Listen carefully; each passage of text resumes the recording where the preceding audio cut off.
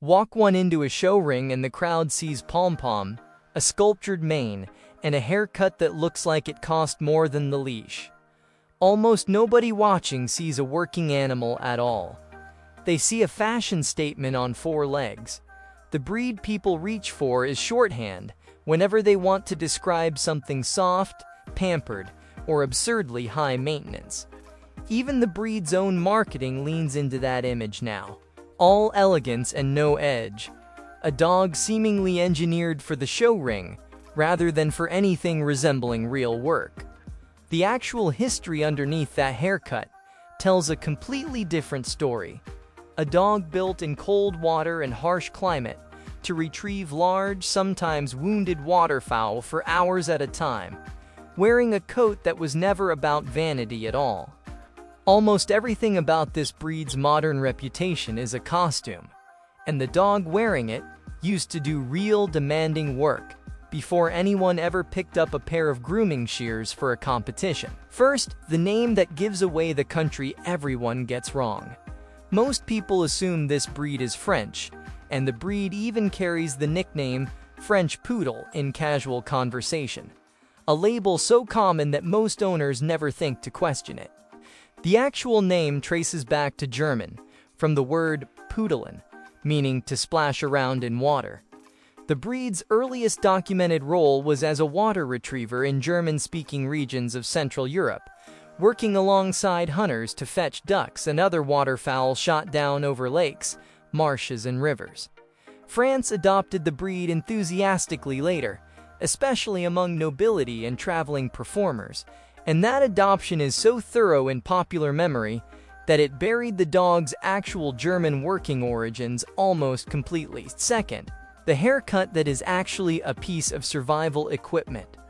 The elaborate Continental clip, the look with a shaved hindquarter and tufts of fur left at the joints, did not start in a show ring.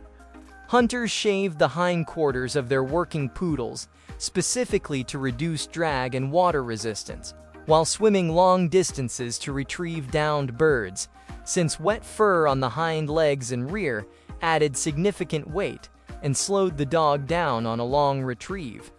The tufts left around the joints, the chest, and over vital organs were left in place deliberately, providing insulation against frigid water exactly where a dog needed it most, protecting the heart, the major joints, and the areas most vulnerable to hypothermia during a long swim.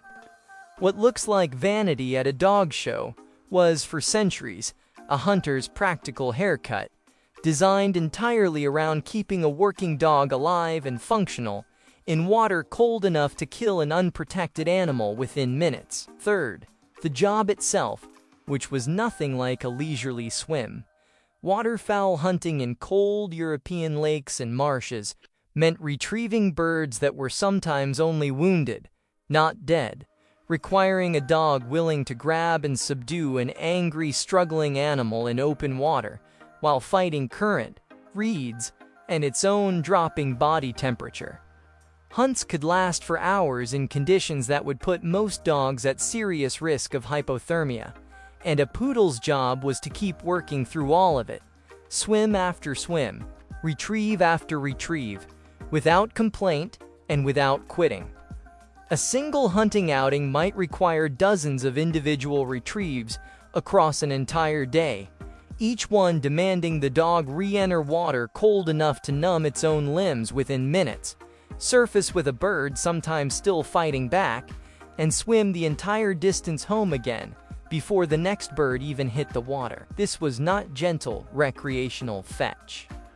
A water bird like a wounded mallard or goose can deliver a serious peck or wing strike at close range, and a poodle, bringing one back alive and struggling, needed both the bite control to carry the bird without crushing it, and the physical strength to keep its own head above water while doing so.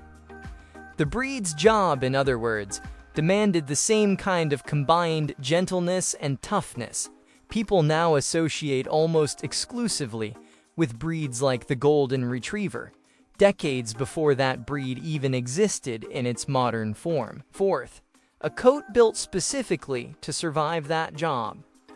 The poodle's famously curly, dense coat is not simply a styling choice.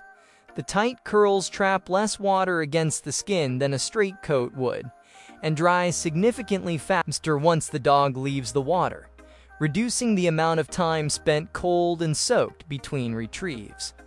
The same coat structure that breeders now sculpt into elaborate competition shapes originally existed purely to get a working dog back to a safe body temperature as quickly as possible after every single swim.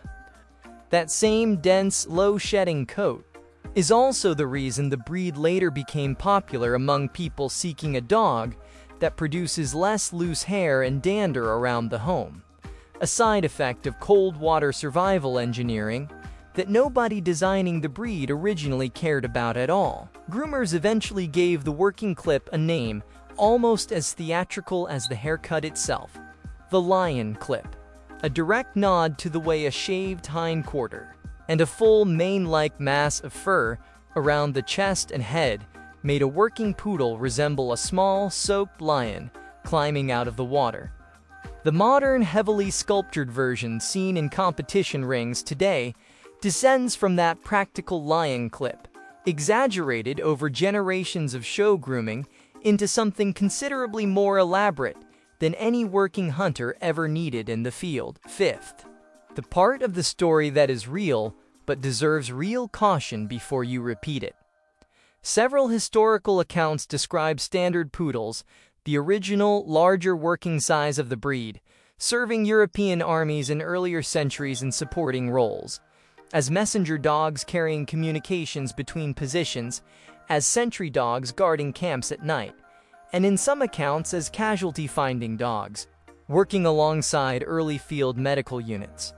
The breed's intelligence, trainability, and physical endurance made it a plausible candidate for all of these roles, and period artwork from several European countries does depict poodles in military and hunting contexts, side by side, often shown standing alert beside soldiers or officers in formal portraits commissioned at the time. The exact scale and consistency of this military use, however, is far less rigorously documented than the breed's hunting history, and most of what circulates online compresses scattered historical anecdotes into a tidier, more dramatic story than the primary sources actually support. 6.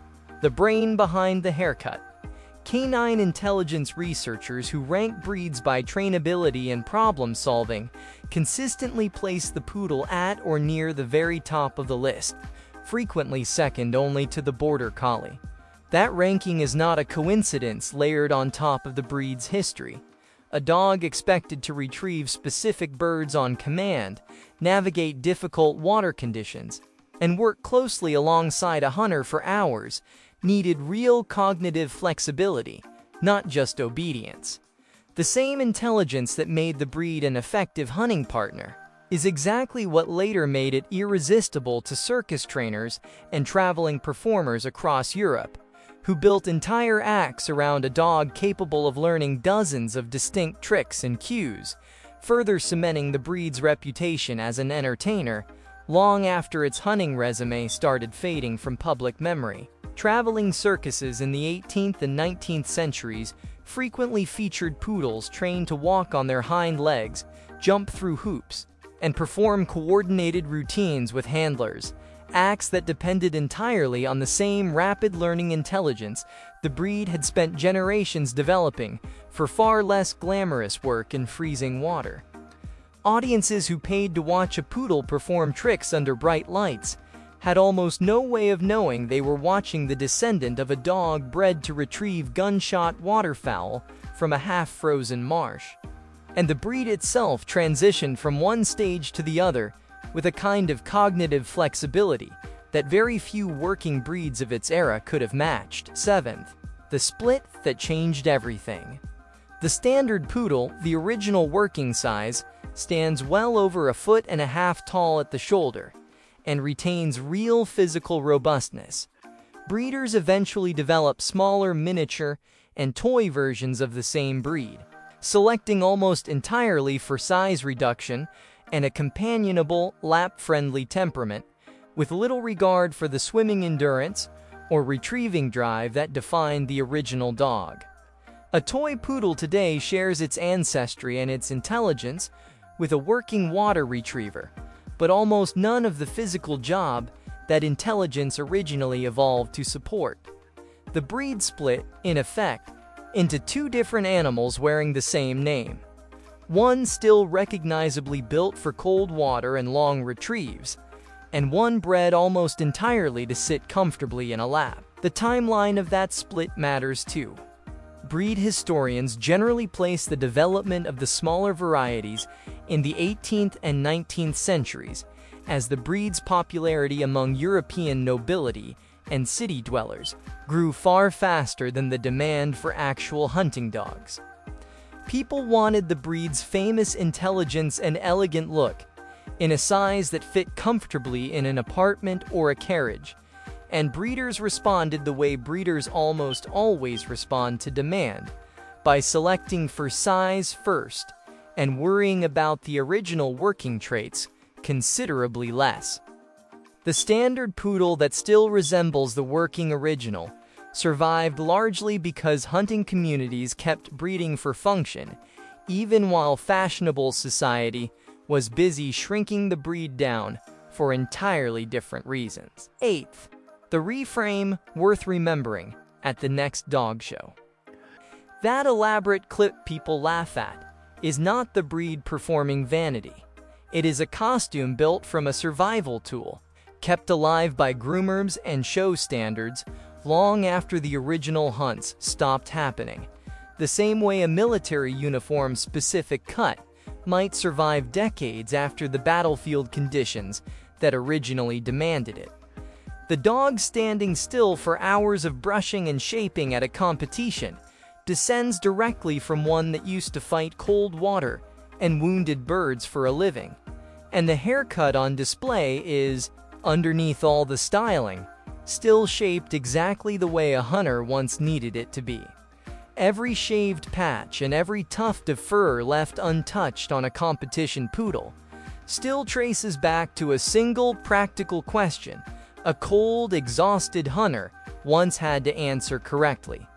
Which parts of this dog need to stay warm enough to keep working, and which parts are just slowing it down in the water? The next time you see a poodle clipped into pom-poms and tufts at a show, look past the styling and notice where the fur was left and where it was shaved, and you will be looking, without realizing it, at the blueprint of a working dog's wetsuit.